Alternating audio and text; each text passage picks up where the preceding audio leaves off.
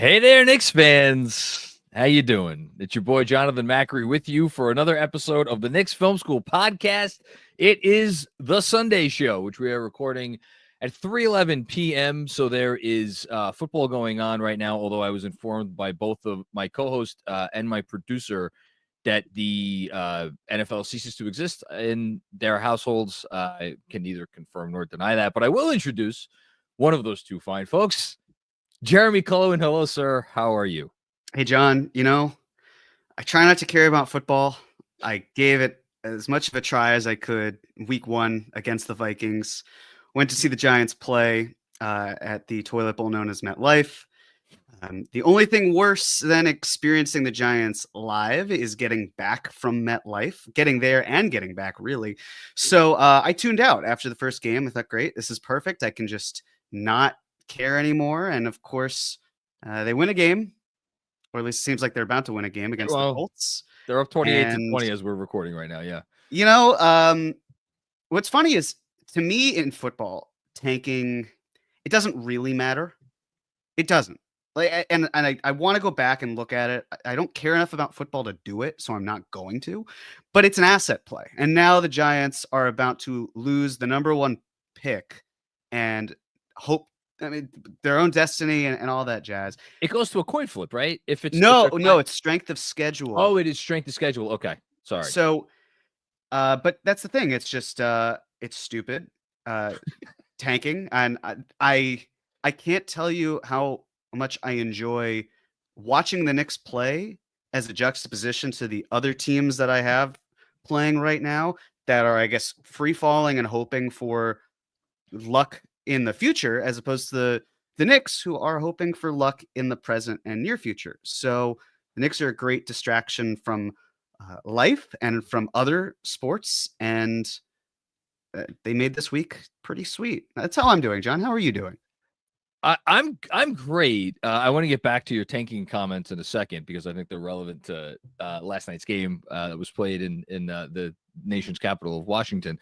But I'm doing well. It has been an active week, as I think every parent of kids who are obviously off on Christmas week around New York can understand. Obviously, also by the same token, if you do not have kids, you cannot possibly understand what it is like to be home with children. Andrew is nodding from the producer's chair.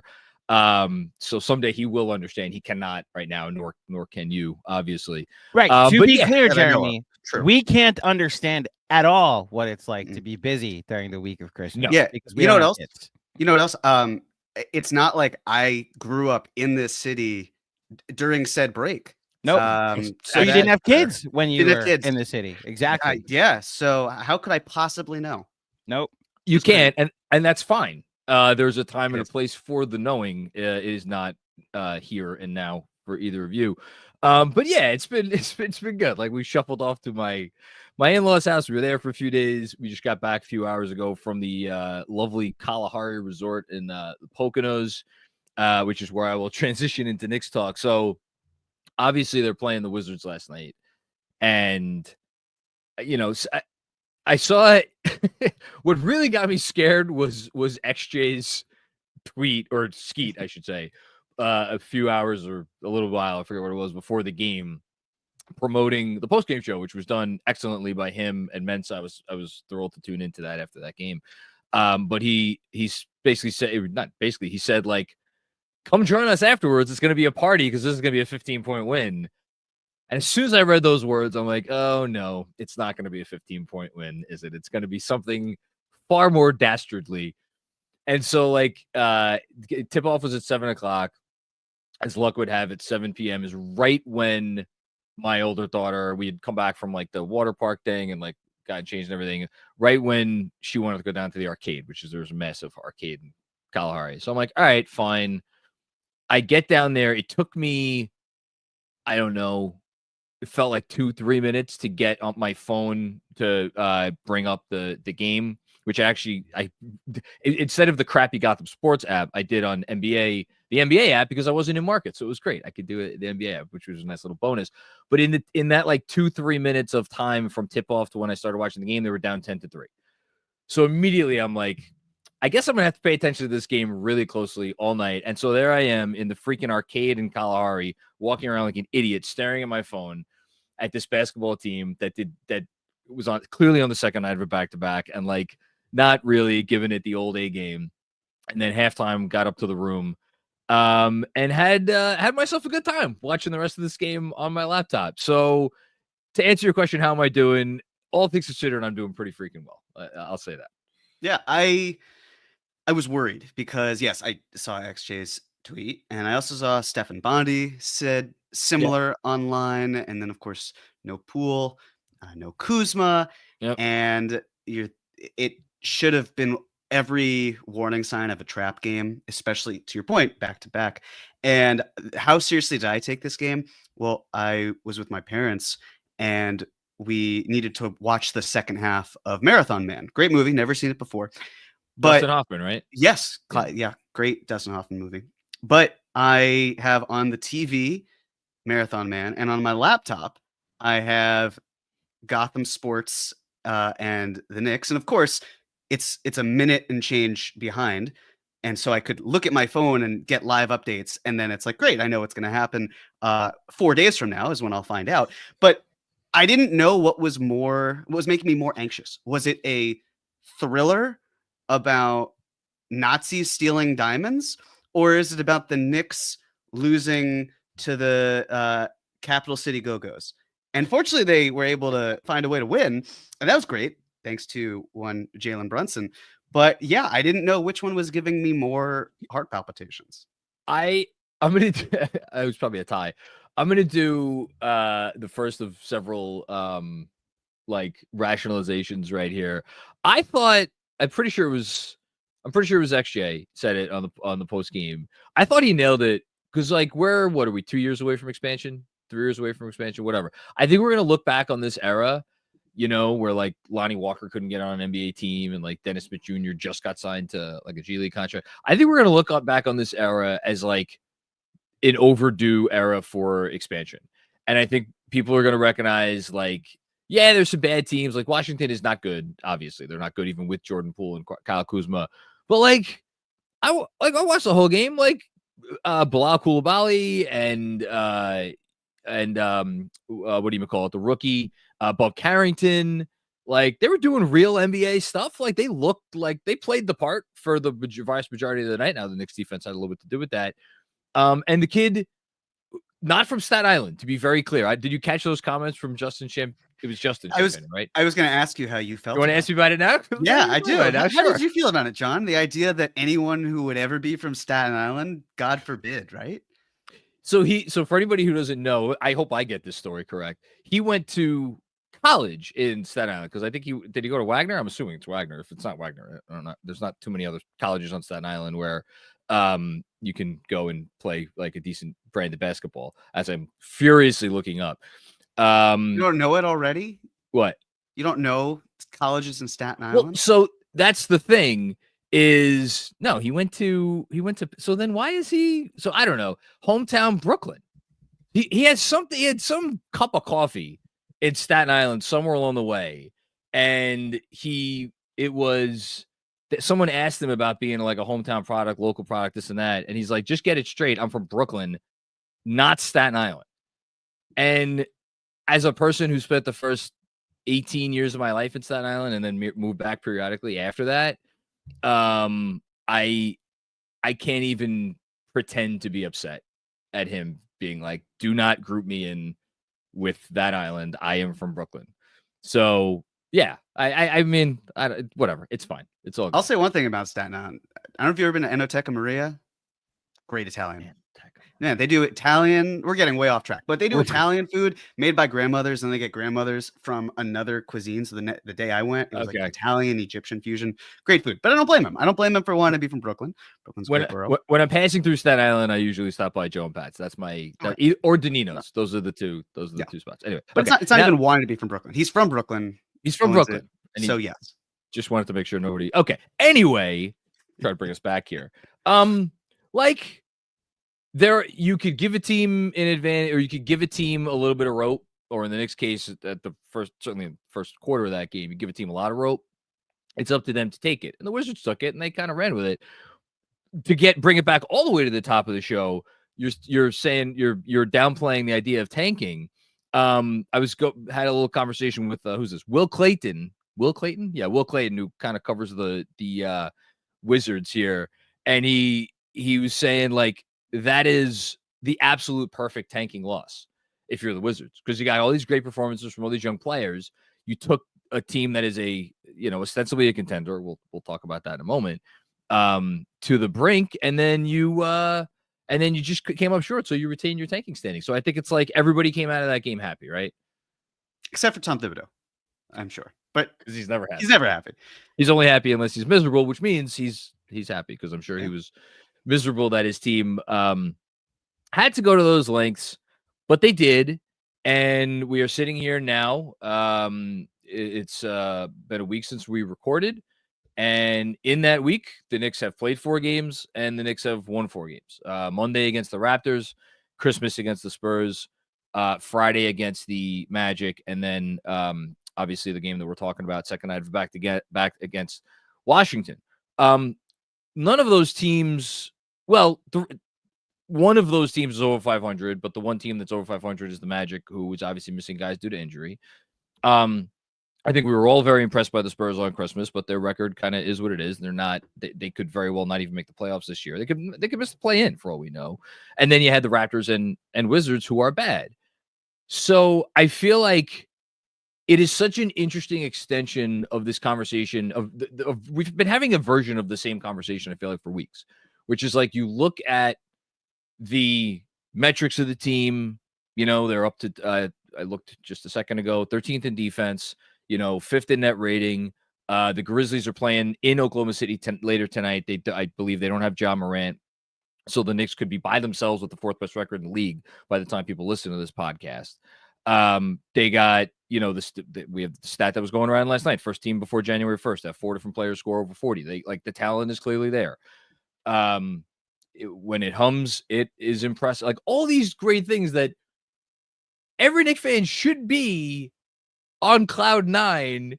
They have a 7 freaking game winning streak. They're 11-2 in the month of December, and yet I feel like there's a lot of people watch that game and be like, "Damn, this freaking team," and not in a good way. I think they're still finding ways to frustrate a segment of the fan base, and I'm gonna toss it to you because I think it's interesting. That's all I will start off by saying. It's interesting. Interesting. The word is interesting. Interesting. Yeah. What word would you use? Bored. That's probably the best word. I don't mean that in a rude way. I think a that's lot not of rude at all. Well, look, it's just this is still a team figuring it out, and yes, we all want the Knicks to be clicking on all cylinders, every player doing everything, but every game. Right. It's not going to happen. They're especially last night's game, second night of the back-to-back. The Spurs, good team. Wemby was outstanding. He showed exactly why he is going to be what I believe is the face of the league coming up pretty soon. You get into another bar fight with Orlando. It feels like Groundhog Day where the Knicks just play Orlando again. Like, wake up, honey. It's Knicks Magic again. It's like, all right, great. Fantastic. Speaking of which, I learned recently that Jonathan Isaac, he has a trade restriction. I actually didn't know. Oh, wait, you mean just a regular NBA trade restriction? Regular, okay. Yeah. Yeah, his trade restriction lifts on January 6th. So just feel like that's, I don't know. I just saw it as I was perusing. There's no other reason why I would mention Jonathan Isaac and that date, but that's it. So, and then you have them play. Hold on, Jeremy. Yes, I think I know why that date specifically. It's because they play the Knicks against the Guardian, and we will be in attendance for that. We will, and tickets for those will receive them this week, I promise. But yes, it's why. So there's the fear of, could Jonathan Isaac be there on January 6th? I don't really know. I mean, it's possible he could be somewhere else. He could be traded to any team starting that date. He could be traded to DC for all we know. Maybe he's in town. Who knows? But either way, that is the $1 million question. You're right. Where will Jonathan Isaac be on January 6th? Yes. Yeah. We don't know. We'll see. We'll find out. We will. So, when you look at this week, all I really care about is their record. Their record is what they say they are. And again, it's you look at the defense, right? It's gotten better. And then the pushback as well, they've faced bad teams. So of course it's going to be better. And to that, I would say there's no of course. There's a very real possibility where they just look fraudulent, and they haven't. I mean, in the month of December, I'd gather their defense, last I checked, it was what, second per clean in the glass? month of December. In the month of December? Yeah, I have it up right here. Now? In the month of December, their overall net rating is 4th. Their offensive rating is 4th. Their defensive rating is 3rd. So their defense is better than their offense, and their offense is elite. So you got to beat the teams that are in front of you. It's not their fault that this was their schedule, but they're taking advantage of it. And again, it's like if you are upset about the level of play, it's not going to be steady increasing all the time. There are going to be nights where players are hurt. There are going to be nights where players just aren't shooting well. It happens, but I have no complaints about this week. Smooth sailing as far as I'm concerned, with a few bumps, which I guess would inherently mean it's not smooth sailing, but as a whole, you take it. I think if we zoom out, let's zoom out medium, and then we'll zoom out bigger picture. Just focusing on this week. The Raptors game was probably, you could say it was closer than it should have been for longer than it should have been. And it ended up being, what would have been a blowout. And then they just kind of lollygagged around for a quarter, but it was effectively a blowout. You faced a Spurs team on Christmas Day that, I don't know, was that Wemby performance one of the 10 best individual performances of the year? I'm literally just throwing a dart. 10, 15. It's in that, somewhere in that conversation, right? What that dude is able to do. And like, he's kind of making a habit out of that. He's really good. And like the Spurs in general, like they played well and they've been playing well, and they're a very solid team. And then you had the Magic game, which was again a rock fight for a half. And then they ended up pulling away in that game as well. Also, I should mention the Spurs game, obviously the mettle they showed down the stretch in pulling out a game that was like back and forth, needing to come back. And then you had this Washington game, and it's like, I know what their record is, and I know who they were missing, and I know who the players are on the court. And at the same time, I'm like, they shot 47% from the field, or from three. The Knicks shot 26% from three, I think. And on a heavy volume. I think they ended up, maybe it was 25% even, because I think they may have ended up 10 for 40. I'll check it right now. They were 10 for 40, so 25%. And you combine those two things with the second night of a back-to-back, you're on the road, it's like, I gotta tell you, I get it. Like, they did not come out with the sort of effort that you would hope the team comes out with every night, but that's just, I don't know. Is that realistic to expect? I feel like an apologist here, that I'm kind of hemming and hawing about this. I don't feel bad about the fact that they needed Jalen Brunson to score 55 freaking points. And by the way, I am wearing my Brunson jersey today in honor of him. I don't feel bad about the fact that they needed him to score those points to secure that win, because to me, that's just like, hey, more experience in a game, in a fourth quarter, tight game. The other team's making some plays, and you just have to make some plays yourself. I like that experience. I like the fact that it came. I mean, I love the fact that it came down to the wire, but like I think it is a genuine silver lining. So I got to tell you, I'm not bothered by it. Yeah. And if you don't want to take it from us, if you're listening to this, take it from Josh Hart, who himself said, and I quote, "This was for me a really tough back-to-back." Thank you to New York Basketball for pulling that quote. It was tough on them. This was a 4-game week. They didn't get to spend Christmas with their families because they had to prep for a game. It's a lot to ask for, to play 4 games in 6 days, and they did it, and they won all of them, and that's the most important thing to me. And then if you just kind of zoom out even a little further, you get to a point in the season where, again, all of this stuff is a Rorschach test, where people will look at their record and say, "Oh, they're 22-10. Yeah, but who did we really beat?" Okay, I get that. I do think they have some quality wins on the schedule, but even putting that aside, the fact that they have the 4th best record in the NBA in a 30-team league should be the only reminder that you need that like they're not the only team that will go out there and struggle on like the second night of a back-to-back, or come up against a team that has a hot shooting night, or have a poor shooting night themselves, or have a game where a couple of their key players maybe don't bring it.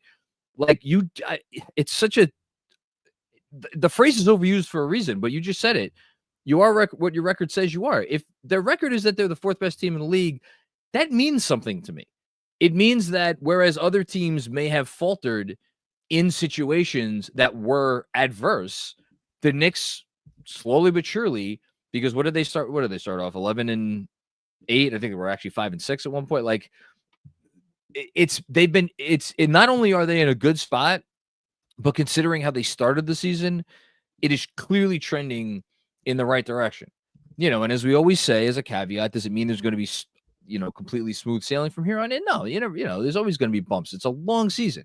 But I find it hard to think of a scenario where I could be like, if I was to imagine before the season started, like, what's the best you could feel about this team heading into the new year, heading into January 1st? They have one more game to play, obviously. I have trouble imagining a scenario where I could have felt that much better about where things stand. Yeah.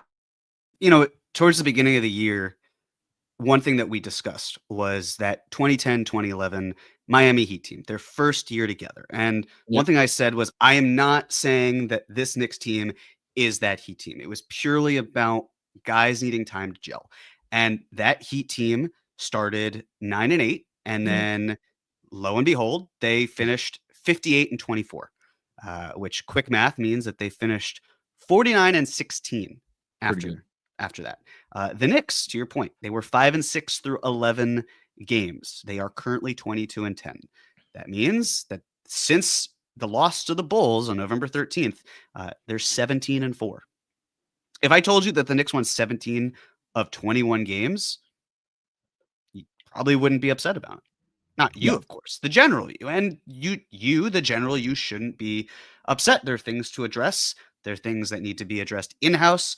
There are conversations outside of it about player transactions that I'm sure are being had. But looking at that, 17-4 over the last 21 games, that is something that I'm very comfortable with as the Knicks head into the new year with one more game before we turn the calendar to 2025. And we are going to get to a little bit of transaction talk in a moment. But first, we are each going to do our one big takeaway, presented, of course, by our friends at JUAN Please. You can go follow JUAN Please at Drink JUAN Please anywhere you get your social media. And I always need to pull it. Yes, and their website is also drinkjuanplease.com, where you can find out about where you can pick up a nice tidy 4-pack of JUAN Please. Another reminder, we are now less than a week away from our next watch party, right? It is this upcoming Friday against the Oklahoma City Thunder. So come on down to T-Squared Socials. We don't have a graphic for that yet, but trust us, it's happening. And have yourself a can of JUAN, please, and hopefully enjoy some more very solid Knicks basketball. My takeaway is this, and it's a point that I have been harping on. So I am going to go back to the well one more time. Last season, the Knicks, in games where they shot or where they made a third or fewer of their 3-pointers, they won 6 games all year. They were 6-19 in those games because there were 25 games where they made a third or fewer of their 3-pointers. They have already, now with this Washington win, equaled that win total from or this season. They are now 6-6 in the 12 games that they have made a third or fewer of their threes, which to me is an absolutely wonderful sign, because if you look at the overall metrics of the team, and I get that they did not shoot well from 3 last night and they didn't take a whole lot of threes against Orlando, they are still the second best 3-point shooting team in the league. So I think that in a playoff series, I still think you will be able to rely on them hitting threes. I think a couple of their guys are going through kind of a slump right now, which it happens. It's a long season. The fact that they're still figuring out a way to win games where they're not able to hit shots, that to me is very significant. So that's my one big takeaway. Yeah, I think it's incredibly important, obviously, to hit your threes. But as well, I mean, just kind of looking through this because it inspired a thought. If you look at their mid-range game, right, and this is just accuracy, but I'm sure frequency would probably back this up. The Knicks are third in the NBA right now in mid-range frequency. Of course, a huge reason for that is going to be Mikal Bridges. Last season, the Knicks were 15th in accuracy. So a jump of 12 spots just in 1 year from an accuracy standpoint. And then if we look at frequency, well, last year, 15th in accuracy, 16th in frequency. And this year, if we look at frequency, they're 14th. So they're around the same in terms of the attempts that they're making from mid-range, but they are excelling at such a high level, which then helps them carry on in the way that you're describing, where when the shot isn't falling from three, how are you succeeding? How are you finding success there? And I guess my one big takeaway here, which kind of leads into it, is that B-Ball Index tweeted earlier, the Knicks are the only team that is top 5 at the rim, mid-range, and three-point shot making this year. So they're doing it from everywhere, which is awesome. It is awesome, and it's super important because the last thing that any Knicks fan wants is to live and die by the three. And I think that there's also, we've had the conversation about watching basketball and enjoyment and all that, and how we've gone from the mid-range game to shots at the rim and shots beyond the arc. And it's all important. All three. You need 3-level scoring. And for the Knicks to be able to have 3-level scoring and excel in each of those departments, and no other team is able to do quite what they're doing, it shows the proof of concept and why it's so important for them to identify players that fit with that scheme as well. It's such a balance. You phrased that so well. It's such a balancing act. And the Boston, to use an Andrew Claudio term, the Boston of it all skews the conversation so much because this is a team that obviously has just gone all in. We're going to shoot 1 million threes, and if we miss them, we miss them. We don't care. We're going to shoot 1 million more threes the next game, and if we miss them again, we're going to keep they've broken kind of conventional wisdom to some degree, but like I think still, like if you're another team, like I don't think you should aspire to be the Celtics. I think you should aspire to be well-rounded. And if these two teams face off in the playoffs, whether it be this year or another year or whatever, maybe that theory will be put to the test. But like, I don't know. I like the way they're doing it. I think it's a very encouraging sign. I'm happy. I'm happy you made that your big takeaway. Play your game is the biggest takeaway from that. Yeah. And there are principles that are overlapping that are super important. When you look at teams across the league that especially aren't shooting the three well, that's not going to be a recipe for success. But yes, like I look at the Celtics, I look at what they're able to do from beyond the arc, and the frequency that they're taking it is at a historic level, and it works for them. They won a championship from it.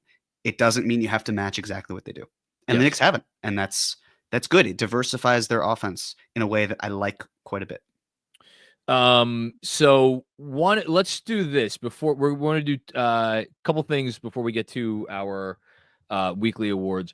You want to run through the DFS stuff real quick because for anybody who may not know, Dorian Finney-Smith got traded to the Lakers for D'Angelo Russell. Some other parts included in that trade, including Shake Milton going to LA, and LA sending 3 unprotected second-round draft picks. All of them are their own. There's some uncertainty regarding one of those picks. It's contingent on whether another pick conveys. But we also have a couple of questions from patrons who are watching live with us. Shout out to all of our Monroe tier patrons who are with us for this episode. So yeah, let's finish up with those 2 things, and then we'll get to our awards. Sounds good. So yes, Dorian Finney-Smith and Shake Milton traded to the Nets for D'Angelo Russell, Maxwell Lewis, and 3 future second-round picks. Now, I know you liked the idea of DFS for the Knicks. Walk me through that just a little bit. I like the size and the shooting. That's all. I like the size. I like the combination of size and shooting. I like the fact that he was a big enough guy that if he is if he is your low help, right? If he's your low man on help, like he could do a decent job of that job. I think he's been in the playoffs before, so I trust that the shooting is going to continue in high pressure situations.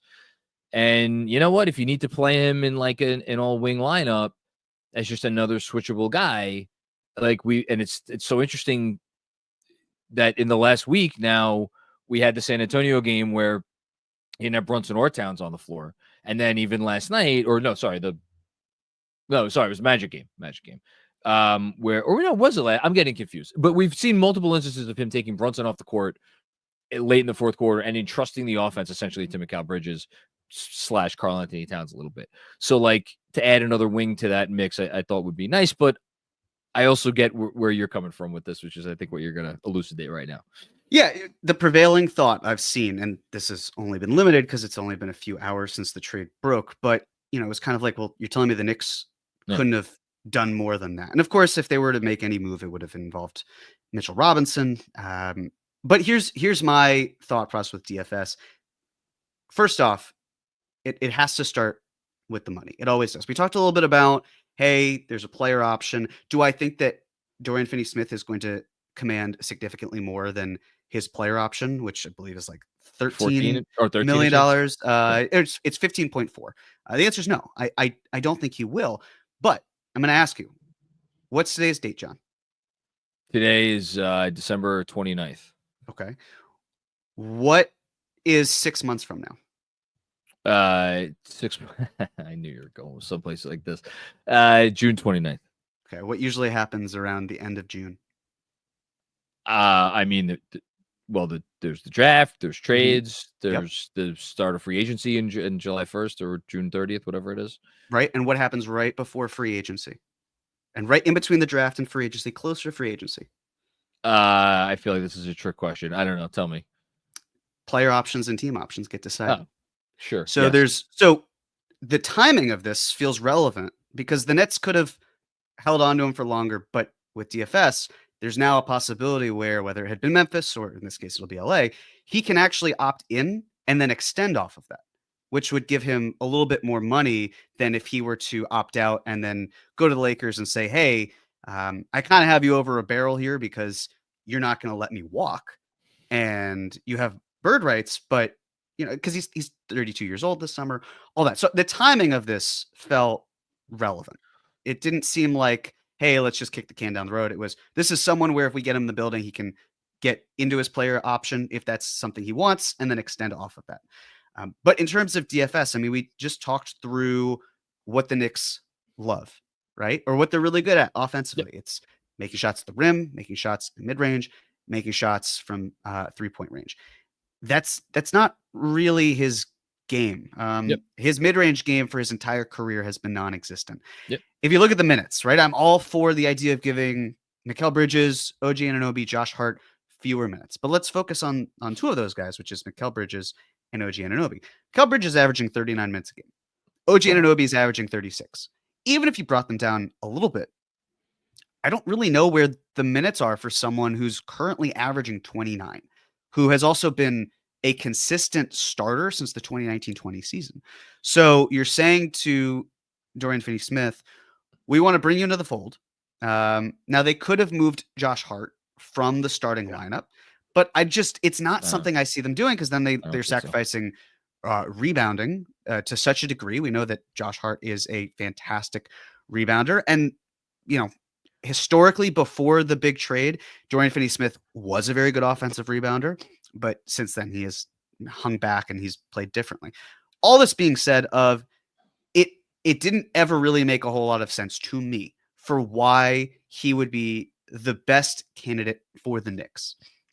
He's going to be a good candidate in LA. I like him as a player, but if we're talking about a traditional 3-and-D forward who can moonlight as a big now and then, that's not his best role in New York. He's better suited elsewhere. And I think that the Knicks are, we'll talk about this more at a future date, but I think they're just looking for something different than that. And I think it's important what he provides, but you want depth, but you want to also not have someone who's like, hey, I deserve to be playing more. Why is it that I am getting the scraps that OG Anunoby, Mikal Bridges, and Josh Hart are giving up. That's a very fair point. And I think for as much as there is, to use my favorite word, consternation over the fact that these guys are playing a lot of minutes, and like I'm not gonna sit here and be like, no, that it doesn't matter that these guys are playing these. Like it matters. It matters how much they're playing. And I think at some point, like you want to try to figure out a way to maybe get some of these guys a little bit of a breather. Moving forward, there aren't as many minutes to be had as you would think, especially since, and I've said this repeatedly, with Josh Hart and Mikal Bridges specifically, like those guys don't care about playing all the minutes, and I don't think that either of them is an injury risk from playing. Like they clearly know how to manage their bodies. That is part of their superpower. And Anunoby is the one guy who you would say, all right, well, let's keep him down. He's at 36 minutes a night, which is like, how much less do you want? Like, I don't know, 34, 35? Like, okay, so that's not a huge deal. I don't know. It would almost have been more like a security blanket against injury also, too, because right now, if one of those three wings does go down, I do think that they are in trouble. But that is, maybe not a good enough reason, especially if you feel like you have a need in another area, which we'll see. All I'm gonna say to that is I understand the sentiment behind wanting depth at the 3-4. Super important. Agree with it. I don't believe that is the area that needs the most assurance right now. Okay. And I will leave it at that. That's fair. Okay. I lied. We're moving on. We're doing questions at the end. We're going to give out our game ball right now. Oh, actually, before we give out game ball, for anybody who is hoping for a D'Angelo Russell buyout and for the Knicks to sign him, a couple issues. Number one, he makes more than the taxpayer mid-level exception. So the Knicks, because they are a first apron team, are barred from signing him, even if he was bought out, tomorrow. And besides the point, Michael Scotto of Hoops Hype already reported that he's almost certainly not going to get bought out. So a couple reasons why that's not. And we won't even talk about the basketball fit because we don't need to. Okay. Before we move on, just real quick, because I'm seeing it in the chat, and then Kevin decided to DM me directly. This is the beauty of having a live running thing. Go for it.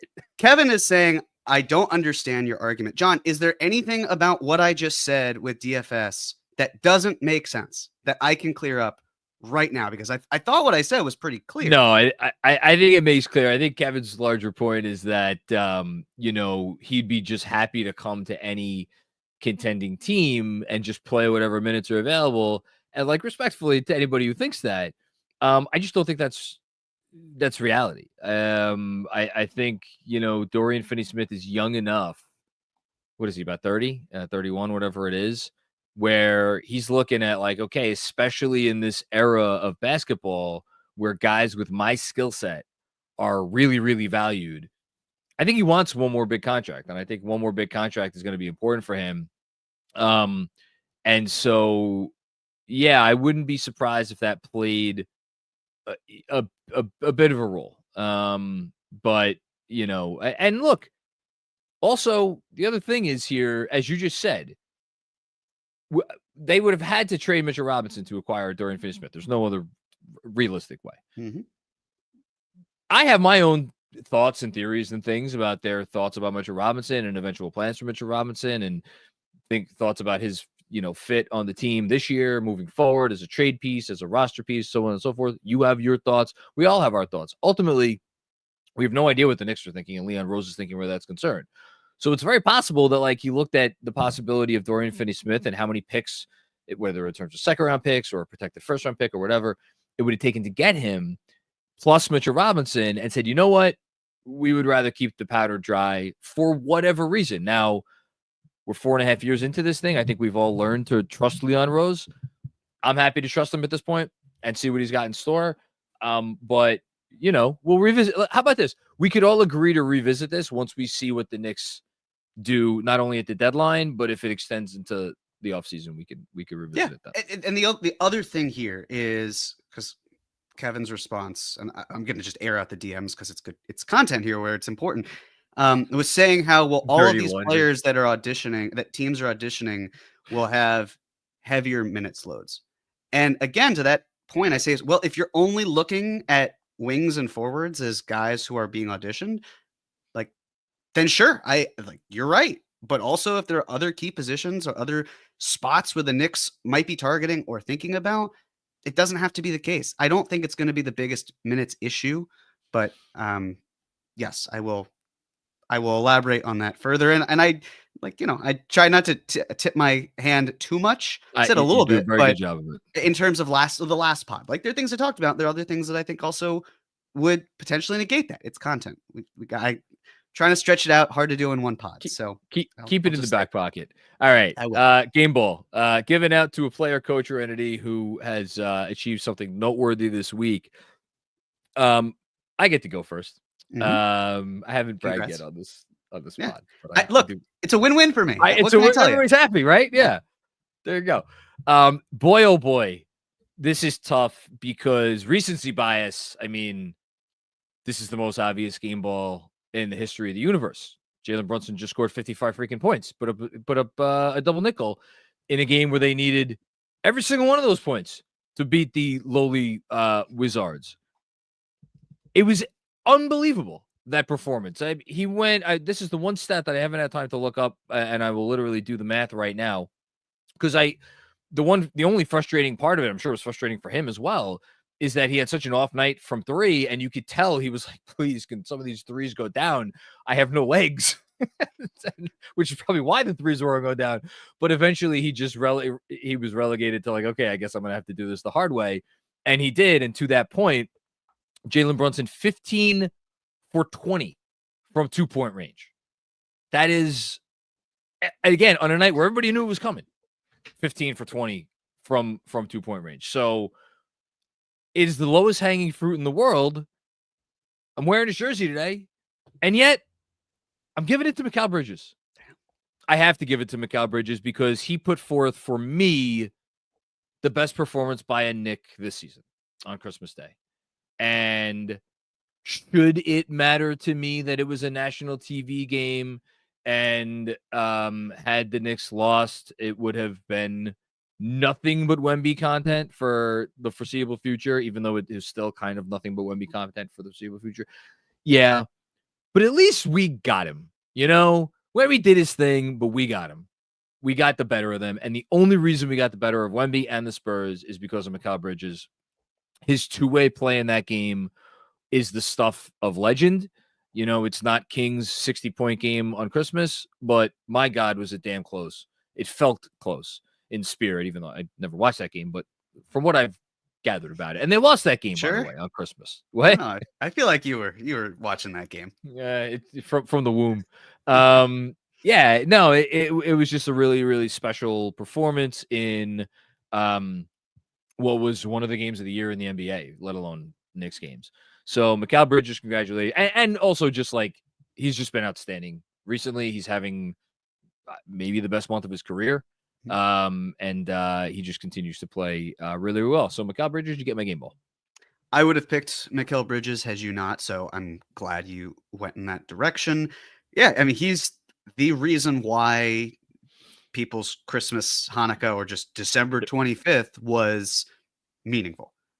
Otherwise, just, we'd be having all sorts of different conversations today, and it would feel like, well, the Knicks, let's say that was the only game they dropped. It would have been, you barely beat Washington. Yeah. Orlando's down. Yeah. You had Toronto. That was a nice win, but then they kept it a little closer than you want it to be. And instead, it's just buoyed by his performance. He was lights out. It was on a national stage. I mean, that was the highest or most watched Christmas Day game in a really long time. I can't remember the exact stat, but he was pivotal to that. And it's further proof of concept that it just takes time for people to be comfortable sometimes. And that's okay. And clearly Mikal Bridges is showing his level of comfort, and he's able to just keep playing. Like, he just plays every game, plays what feels like every minute of every game, even if that's factually and objectively not true. He's the sort of player that you don't take him for granted because he's that good. He's the ultimate. I don't want to call him a glue guy because that feels disrespectful to what he's done. But he was the glue that kept the Knicks together this week in a lot of ways. So great call by you. I will take Jalen Brunson as my player of the week, or give him the game ball rather. I believe he had, was it 13 points going into the second half of the Wizards game? Yes. Finished with 55. Pretty outstanding to get 38 points in the second half and overtime, and most importantly, a win. So it's hard not to. It starts with him. If anything, the minutes thought process, which, like, again, I'm not sounding any alarms, but I think if you were to look at minutes, to me, there's a greater towards Brunson's minutes than there is towards any of the wings and forwards. Just my thought. And again, I'm not saying like, can't believe he's playing more, but no. It was, you got to squeeze out wins here. It was good that they got it. Glad he played. He's also playing a lot. Cameron Payne is playing less. His minutes are dropping. And that's something that Benji tweeted about. And I had like kind of in my notes of monitoring, and I want to talk about this. And we can talk about it a little bit more as we get a bit more data. But Cameron Payne's minutes are drying up a bit. Jalen Brunson's aren't stopping as much. Just kind of an interesting, is it just an off week? Is Tibbs just doing what he wants? Don't really know. But just kind of the minutes are what they say they are. Or the minutes are telling. They speak for themselves. Thought it was an interesting thing.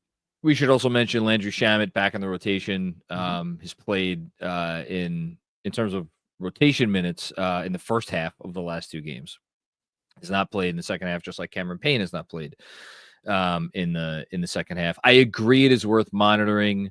I am wondering how much of it has to do with Tibbs trusting those backup units, like how trusting Mikal Bridges to lead those backup units to the point where he doesn't feel the need to have a traditional point guard on the floor with them.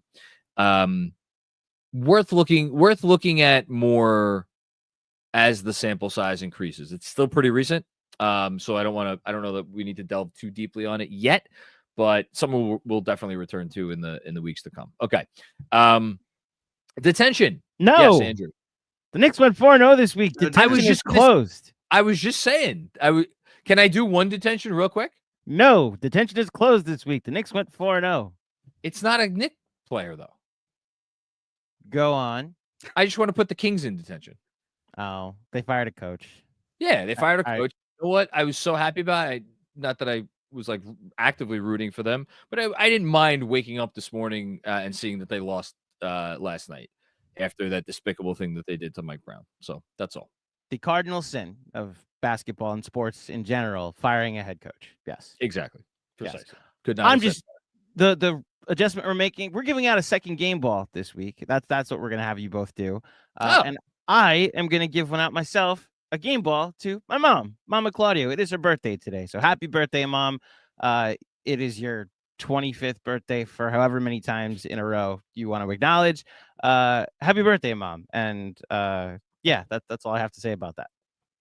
Very well done. Wait, so I got to give out another game ball? Yes. Josh Hart won the Magic game with his inspiring play in the second half and was hell on wheels once he got his legs under him, as he said afterwards. Took him about 30 minutes. Once he got his legs under him 30 minutes into the game, he was really good and really important to that win. So Josh Hart will get my second game ball. Trying to figure out if I want to give it to someone who is not on the Knicks. Oh, I mean, you could. I could. It's just I wasn't expecting to get a second game ball here. So OG had a pretty good game against the Raptors. You could go that. He did, but then the defense was poor for most of the Wizards game, and it was not great. Pros and cons here. You can give it to Campaign for being such an upstanding teammate that he hasn't let his reduced minutes dampen his support from the bench. I could do that. I'm not selling you here. Less so. It's a tough one. I'll give it to. Do I give it to Cat? I mean, just the foul trouble. I got to give it to someone. Give it to I'll just give it to Deuce McBride. I feel like I'm at the point of like everybody gets one. So I haven't given one to Deuce yet this year, I believe. So Deuce McBride for just being Deuce McBride. Bundle of joy to watch. Every time he shoots the ball, it's just the arc of it where I feel like it's going to go in every single time, even though it doesn't look like it's going to go in, but it does look like it's going to go in. If you know, you know, and I'll give it to him because why not?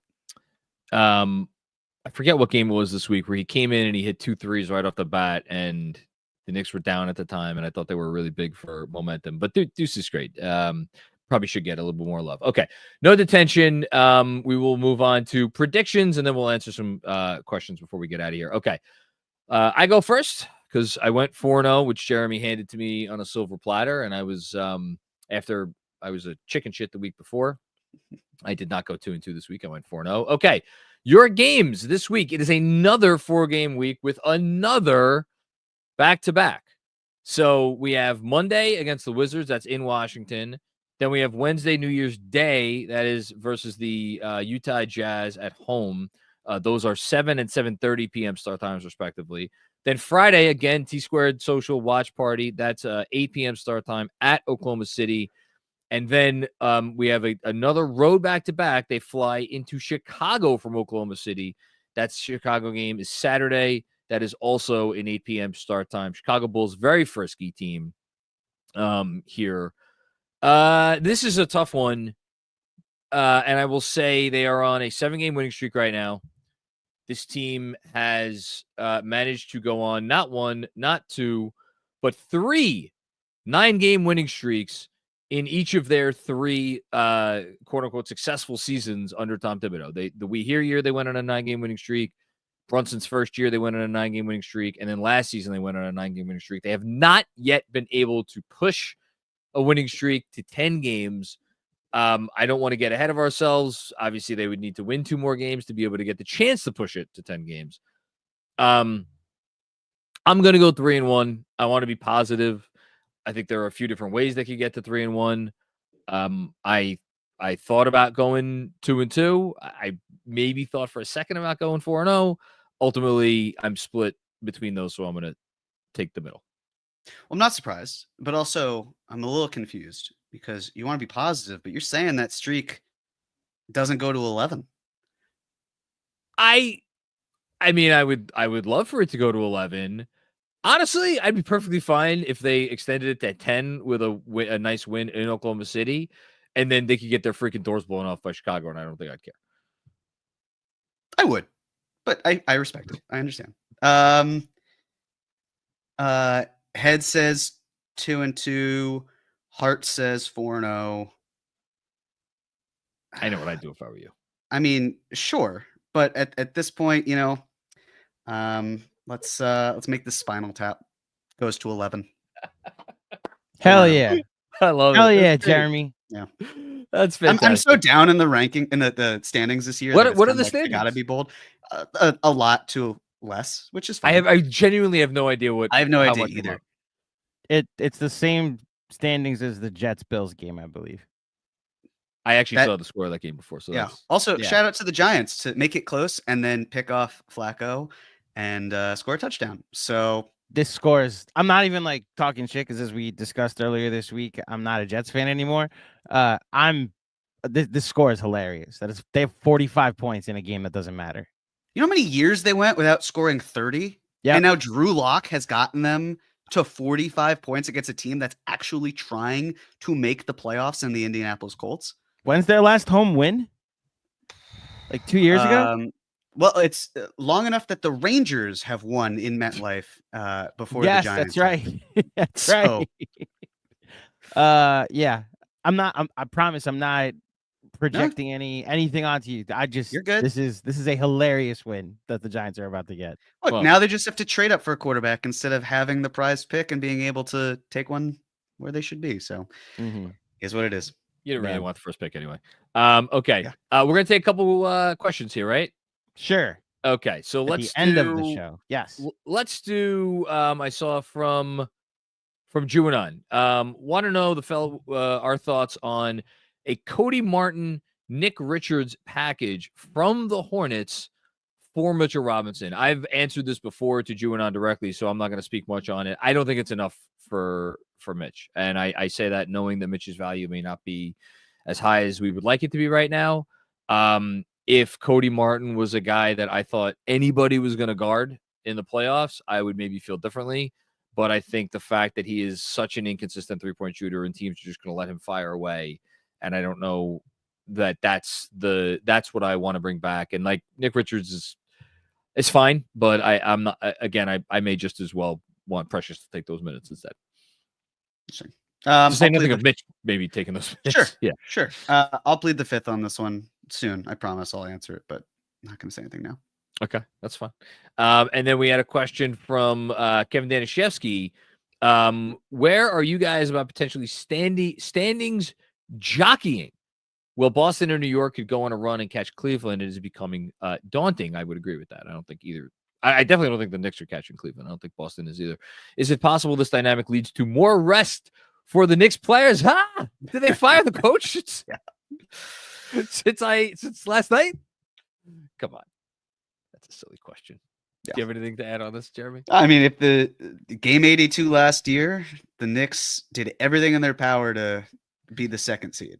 I expect nothing less until they are locked into a position. And seeing as how it's not even January, they're going to keep fighting as long as they can. You nailed it. Unless their position is locked, they're going to keep playing their guys. But I will say this.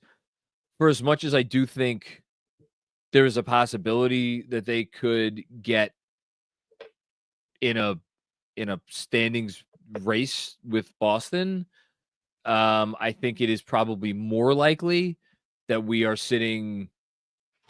And look, a lot of things could happen which could upend this, but like I could see a world where we entered the last week to 10 days of the season and the Knicks were pretty much locked into the 3 seed. Like that would not shock me in the least. Yeah. But if you also look at the teams ahead, anything can happen. It just takes 1 or 2 injuries, for example, that can shift everything away. I mean, the Celtics themselves, right? Like just today, Porzingis is not playing. Hauser's been dealing with a back injury. And this is not an order of importance, believe me.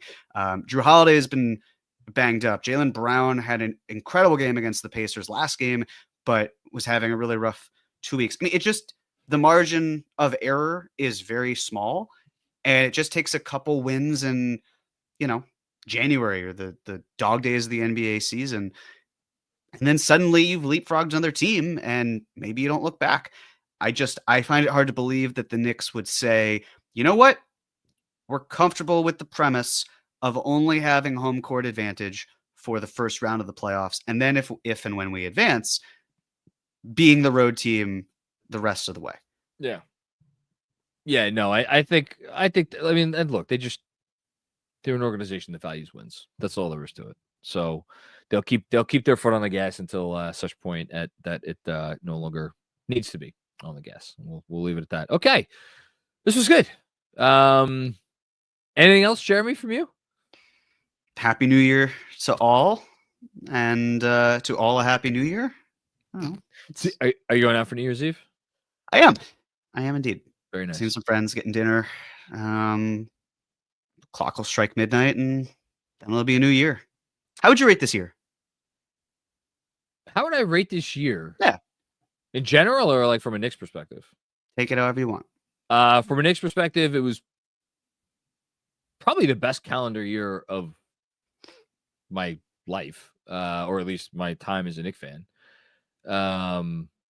All things considered, I think it was definitely the most active. It was like it was the most Knicks year of my life. Personally, I think 2024 was pretty good. It was pretty good. It was good. It was solid. No real big time complaints, and just hoping to be better tomorrow. How about that? It's good philosophy. Spoken like a true Tibbsian. Andrew, did we forget anything? As far as the schedule for this week is concerned, pregame pod Monday, I guess when you're listening to this tomorrow or potentially today at 10 a.m. with Matt Moderno of the Believe in Wizards podcast. Then John, of course, will be on the postgame for the last postgame of 2024. Then John and Fred Katz will be doing the last pod of 2024 on Tuesday.